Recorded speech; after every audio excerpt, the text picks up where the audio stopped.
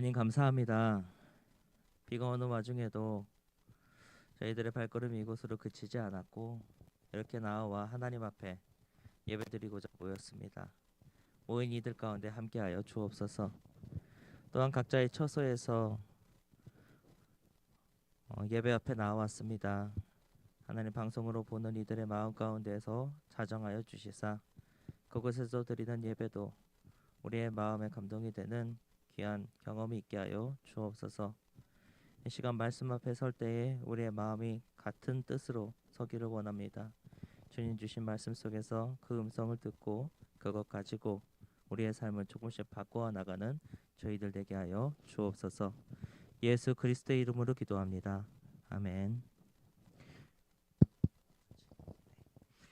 오늘 말씀은 누가복음 5장 27절부터 39절 말씀입니다. 좀 키울까요? 아.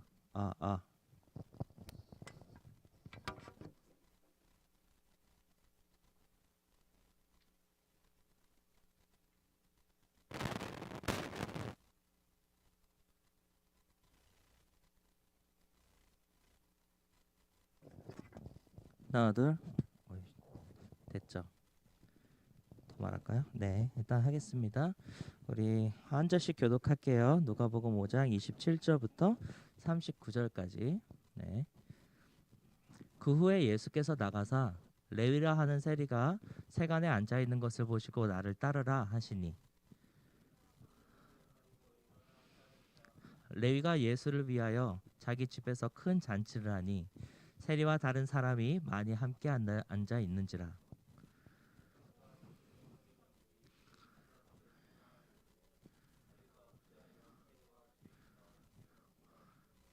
예수께서 대답하여 이르시되 건강한 자에게는 의사가 쓸데없고 병든 자에게라야 쓸데있나니,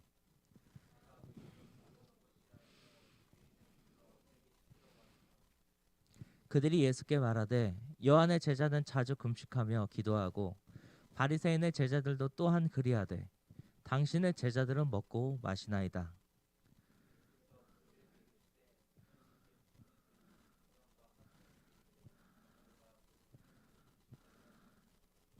그러나 그날에 이르러 그들이 신랑을 빼앗기리니 그날에는 금식할 것이니라.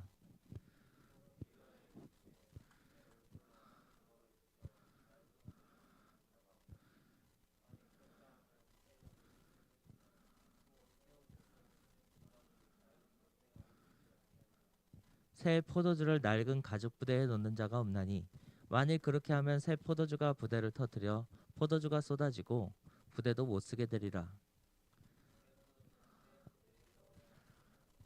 묵은 포도주를 마시고 새 것을 원하는 자가 없나니 이는 묵은 것이 좋다 함이라. 아멘. 네, 오늘 말씀 제목은 요셉 몸이 영집부둥이입니다. 네, 설교 맨 앞부분을 제목으로 마치 노래 가사 제목 그렇게 붙이듯이 붙여봤어요. 요새 몸이 영집부둥해서 그래요. 봄이 찾아오면서 더 그랬어요. 예전에 10km를 내리뛸 수 있는 체력이었는데 얼마 전에 저기 밖에서 좀 돌아다닐 일 있어서 30분 걸었어.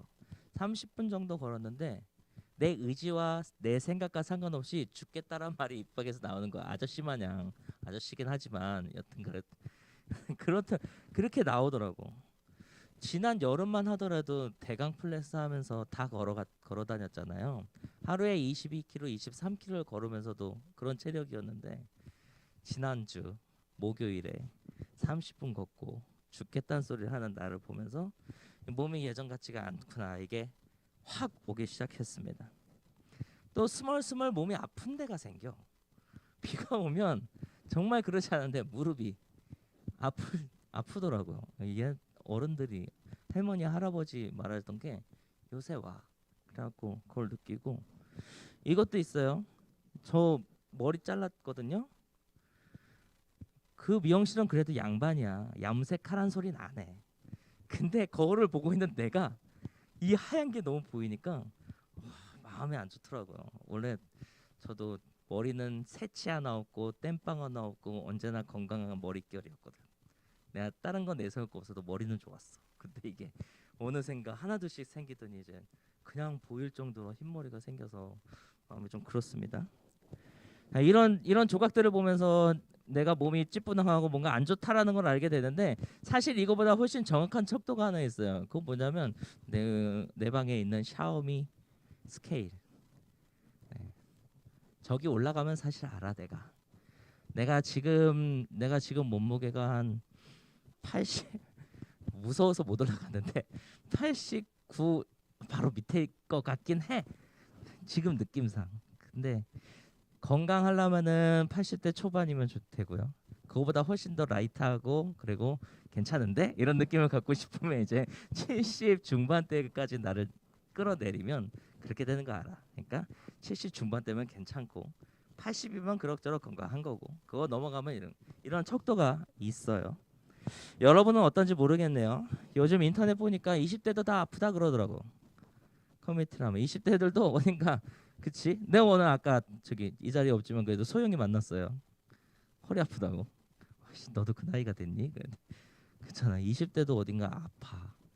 저 옛날엔 절 보면 다 괜찮다 그랬는데 요즘엔 아닌 것 같아. 어렸을 때부터 환경 호르몬에 많이 노출돼서 그렇게 되지 않았나 생각을 합니다. 이렇게 내 몸의 상태를 한번 인지하고 나면 무슨 일이 우리 안에 일어나냐면 두 가지가 일어나요. 하나는 바꿔야겠다. 다른 하나는 아직은 괜찮아. 이런 선택 앞에 서게 돼요. 내 상태가 좋지 못하거나 아니면 조금 안 좋다는 걸 알게 되면 이 상황에서 조금 바꿔보려고 하는 시도를 하거나 하지 않거나 이런 시도 앞에 서게 되죠. 이런 거를 우리 신앙에 한번 대입해봤으면 좋겠어요. 우리의 영적인 건강 상태는 어떤가, 이걸 한번 가늠해봤으면 좋겠어요.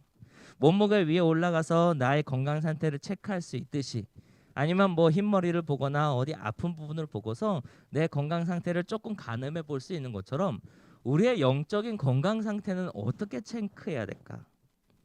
여러분들 영적으로 건강하세요? 오, 아무도 눈을 안 맞춰서 못 보지.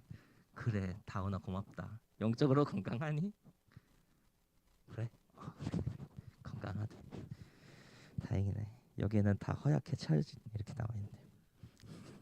예상이 빗나갔어요. 자, 먼저 영적 건강의 척도로 볼 수 있는 게 있을 것 같아요. 그러니까 영적으로 건강한지 아닌지 알려고 한다면 뭘 보아야 내가 네 느낌만이 아니라 저울의 몸 눈금과 같이 내가 영적으로 건강한지 아닌지를 알 수 있을까? 그냥 내 느낌상 나 그냥 잘 믿고 있는 것 같은데 이거는 영적으로 건강한 거야? 이런 약간 모르겠는 그런 지경이 있으니까 저 척도가 있으면 좋겠다. 그 척도를 오늘 읽은 이야기 속에서 좀 하나 발견할 수 있는 것 같아요. 내가 영적으로 건강한가, 건강하지 않은가, 이것을 알아볼 수 있는 한 가지 기준을 발견할 수 있다는 거예요. 오늘 읽은 이야기는 이거예요. 우리가 잘 알고 있는 마태는 예수님의 12 제자 중 하나죠. 이 마태를 맨 처음 만났을 때 마태는 길가에서 통행세를 걷고 있었어요. 예수님이 지나가다가 마태를 보고 통행세 걷는 마태를 봤어. 마태도 예수님을 봤어. 마태는 예수님이 누군지 알아봤을 거고 예수님은 원래 마태가 누군지 알았겠죠. 하나님이시니까. 그러고 나서 예수님이 이 마태에게 나를 따라오거라. 내 제자가 되라. 이렇게 말씀해 주셨어요. 그랬더니 마태가 거기에 응답하잖아요. 알겠다 그런단 말이에요. 알겠다 그러고 난 다음에 바로 예수님의 제자가 되기로 해요. 그날 밤에 이제 마태는 세리로서의 살았던 내 삶을 청산하고 이제 라이프 2를 시작해야 된단 말이에요. 그게 기쁜 거야. 그래서 잔치를 베푼 거고 거기에 메인 게스트가 예수님이에요. 그런데 더 했으면 좋겠는 거야. 예수님이랑 나랑 또 제자들이랑만이 아니라 나와 같은 처지, 나랑 같은 고민, 삶의 문제들 갖고 있었던 내 친구 세리들, 또 다른 친구들 다 불렀어요. 그날 저녁에. 그 사람들한테 뭐 하겠어? 나 오늘부로 제2의 인생을 살게 됐어. 너네들도 예수님 한번 만나봐. 이런 걸 하려는 거예요. 그런 거 하려고 저녁 식사 자리를 만들었고 예수님이 거기에 참석하셨고 다른 제자들, 무리들 다 거기 잔치 안에서 맛있게 먹었어요. 그리고 난 다음에 잔치가 끝나고 난 다음에 예수님은 언젠가 혼자 계셨을 때 그때 바리새인들이랑 서기관들이 찾아왔대. 예수님이 그 안에서 세리들이랑 저 못마땅한 저 사람들이랑 밥 먹고 있다는 게 소문이 난 거야. 그 소문을 듣고 바리새인들과 서기관들이 따지러 온 거야. 왜? 예수님은 영향력 있는 사람이니까, 유대교 안에서 영향력 있는 사람이니까 책임감 있는 행동을 보여줘야 되는데 앞에 나서서 로마인들의 앞잡이나 되는 저 사람들이랑 밥을 먹으면 되겠냐고. 그래서 따지러 온 거예요. 여기까지가 벌어진 상황이고요. 이때 예수님이 하신 말씀 중에서 한 문장만 딱 보려고 해요. 예수님이 뭐라고 대뜸 대답을 하셨냐면, 건강한 자에게 의사가 쓸데가 없고 병든 자에게라야 의사가 쓸모가 있다, 이렇게 말씀해 주셨어요. 이 문장만 보면요, 이거 맞는 말이잖아요. 당연히 그렇지 않아요? 되게 당연한 소리를 하신 거예요, 예수님이. 근데 이 당연한 소리를 당연하게 받는 게 아니라 이거 비유로 사용하신 거잖아요. 속뜻을, 아니면 어떤 거를 유추하기 위해서 보여주신 문장인지를 생각해야 되잖아. 그래서 그 진위를 가려내기 위해서 이거를 쳐다봐야 되는데, 이 문장만 봐서는 안 되고 하나의 우리가 모두가 인정하고 있는 진리 하나를 같이 봐야 됩니다. 그것은 뭐냐면, 아담 이후로 누구도 하나님 앞에 의인인 사람이 없다는 거예요. 아까 그 문장과 함께 이 문장도 같이 갖고 있어야 돼. 이거는 유대인들은 물론이고 오늘날 우리들까지도 다 알고 있는 거야. 창세기가 말해주잖아. 아담이 선악과를 따먹은 이후로, 하나님 앞에 거역한 이후로, 그 이후로 사람들은 다 원죄를 가지고 태어났다고. 그 죄에서 누구도 벗어날 수 없고 그 죄값으로 우리가 죽임을 당한다고, 사망한다고. 이건 우리가 다 알고 있는 사실이고 어느 한 사람도 거기서 벗어날 게 없다는 게 사실이잖아요. 아담으로 시작된 모든 인간은 죄인이야. 근데 예수님이 여기야 대하여서 의인인 사람에겐 내가 필요 없고 죄인인 사람에게 내가 필요 있다 그랬어요. 그러면 저것이 과연 자면한 진리인데, 저것이 진리이면서 동시에 예수님 하신 말씀도 다 오케이 하려면 이거 이렇게 생각해야 되는 거야. 이 세상에는 두 종류의 사람이 있는 거예요. 첫째는 죄인, 원죄를 가지고 태어났던 그 죄인이라는 한 종류의 사람이 있는 거고, 다른 한 종류의 사람은 스스로 의롭다고 생각하는 죄인이 있는 거예요. 한 사람은 자기가 죄인인 줄 알고, 다른 부류는 자기 자신이 의인인 줄 아는 죄인이 있는 거예요. 정리하면 이렇습니다. 이 세상에는 죄인인 사람과 스스로 의롭다고 생각하는 죄인인 사람, 두 종류의 사람이 있다는 거예요. 그리고 주님은 이 둘 중에 누구를 위해서 오셨냐면, 죄가 많다고 스스로 생각하는 그런 사람들을 위하여서 그들에게 의사가 되어서 찾아오셨다는 겁니다. 그리고 반대로 말하면 뭐예요? 스스로에게 죄가 없다고 생각하는 사람, 자신이 의인이라고 생각하는 자에게는 내가 필요가 없어 라고 말씀하셨다는 겁니다. 내 건강 상태를 가늠할 무언가가 있는 것처럼 영적인 상태를 가늠할 기준이 여기에도 있어요. 나는 의인인가? 아니면 죄인인가? 여러분 의인이에요? 여러분 죄인이에요? 의인까지는 아닌 것 같고 또 죄인까지는 아닌 것 같아요. 맞아요. 우리 다들 그렇게 생각해요. 거기 안에서 조금 더 들여다볼게요. 100명이면 100명한테 다 물어보면 자기 자신이 완전한 의인이라고 생각하는 사람이 있어. 이거는 좀 있어. 근데 대부분은 완전 죄인은 아니고 더 완전 의인도 아니라고 생각합니다. 왜냐하면 생각해보니 그래, 나쁜 행실을 한 것도 있어. 이것도 마찬가지거든. 그런데 동시에 반대로 선한 행위를 한 것도 있고 또 나쁜 마음이 있는 것과 동시에 다른 쪽에는 선한 의도를 가지고 희생했던 무언가가 있었던 거예요. 우리의 기억은 이것을 다 가지고 있으니까 의인도 아니요, 죄인도 아니요, 어딘가에서 계속 중복되는 존재로 스스로 생각해요.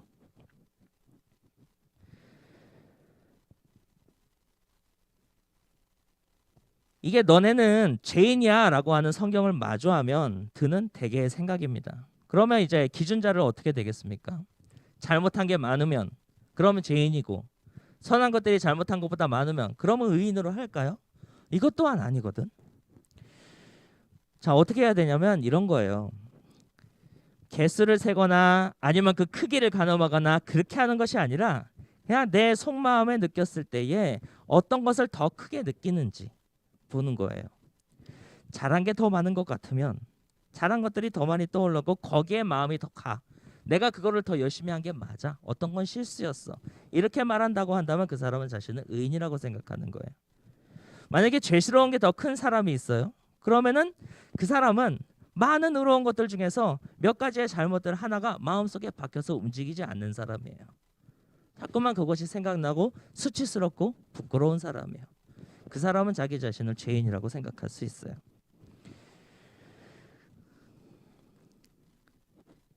우리는 우리 마음속을 들여다보아서 이 기준을 가지고 내가 죄인인지 의인인지 스스로 어떻게 생각하는지 가늠해 보아야 됩니다. 그래서 우리의 자리가 과연 의인의 자리에 있는지 죄인의 자리에 있는지 봐야 돼요. 근데 이렇게 말하려니까 좀 그래. 왜냐하면 죄가 없는 건 아니지만 그렇다고 죄인이라고까지 자기 비하를 하고 싶진 않아. 이런 생각이 들어요. 내가 그렇게 큰 잘못하고 살진 않거든. 근데 한번 이런 적이 있어요. 제가 열심히 뛰다 보니까 발바닥에 불편한 느낌이 있는 거예요. 이렇게 보니까 굳은 살이 생겼어. 뭐 생길 수도 있지. 뭐 신발마다 좀 특성이 있으니까. 그래갖고 이렇게 불려가지고 뭐 바르면은 굳은 살 제거하는 그런 거 있어요. 그런 거 푸크림 이런 거 그런 거 해가지고 좀 처음엔 그렇게 했는데 이게 계속 반복되는 거예요. 굳은 살이 계속 생기는 거예요. 그래갖고 아휴, 그래 내가 계속 약사 발라서 이 고생을 하느니 병원 가서 한 방에 하자. 병원 가가지고 자꾸만 이렇게 굳은 살이 생긴다. 그래서 상담을 받았는데 의사 선생님이 보더니 그게 굳은 살이 아니라는 거야. 티눈이라는 거예요. 이게 티눈인데 자꾸 이렇게 거기가 자극이 가니까 주변 살들이 다 이렇게 딱딱하게 되어서 굳은 살로 보이는 거지 티눈이라는 거예요. 이야, 나도 이제 티눈이란 게 생겼네. 이런 생각하면서 그럼 뭐 치료해 주세요. 그랬더니 뭐라고 그러냐면 레이저로 할래? 칼로 자를래? 그래. 칼 너무 무서워. 레이저로 해주세요. 그래갖고 레이저로 하고 나왔거든요. 와 들어갈 때 생각해봐. 그냥 굳은 살 긁어내러 간 거야. 굳은 살 크림 약국에서 사는 것보다 좀 데센 거 처방받아서 사고 싶어서 들어간 건데 깁스 수준의 붕대를 감고 나왔어. 병원 나올 때. 스스로 생각할 때 나는 의로운 것 같아. 그리고 내 죄라고 생각하는 것들은 그 굳은 살에 불과하는 아주 작은 거, 뿌리도 없는 거, 실수에 불과한 거라고 생각하지만 아니라는 거예요. 영적으로 깨어있는 사람은 그 작은 것들을 통해서 내 안에 있는 깊은 죄의 뿌리를 발견해. 내가 거기에서 조금도 도망쳐 본 적 없고 도망칠 수 없고 내 힘으로는 거기서 벗어날 수 없고 내 힘으로는 그 악한 생각에서 탈출할 방법이 없다는 것을 발견하는 사람이 있어요. 그 사람은 굳은 살처럼 보이는 그 작은 자신의 죄목을 가지고도 하나님 앞에 죄인으로 서는 사람이죠. 그리고 하나님은 예수님은 그렇게 죄인으로 선 사람에게 의사로서 오셔서 그의 마음을 치유해 주시고 그의 스승이 되어 주시고 그와 함께 동행하시면서 그를 바꿔 나가신다는 거예요. 내 상태를 알면 다이어트를 시작하게 된다 그랬어요. 저도 시작한 상태예요. 2주 3주째 저녁을 안 먹고 있어요. 어제 먹었지만 여튼간에 내가 지금 영적인 건강 상태가 여러분 스스로 생각할 때 그렇게 난 죄인까지는 아닌 거야 라고 생각을 뭐 이런 생각을 하게 된다면 여러분들 영적인 다이어트 내가 죄에 대해서 내 안에 있는 죄의 뿌리에 대해서 더 민감해질 필요가 있다는 것을 좀 생각하시고 그 마음을 우리가 셀프로 가져봤자 못해요. 그런 생각 안 들거든. 그 마음을 여러분들 기도의 자리에서 기도하는 자리에서 나의 죄 앞에 바로 설 수 있게 해달라고 내 죄 앞에 대면하게 해달라고 그래서 나를 작게 만드시고 이런 작은 나를 다시 일으켜 세우시는 하나님을 만나게 해달라고 여러분 기도하며 나아가는 저와 여러분이 되기를 간절히 바라겠습니다. 기도하겠습니다. 주님 감사합니다. 오늘 말씀을 통하여서 죄인에게 의사로 오신 예수님 생각해 보았습니다.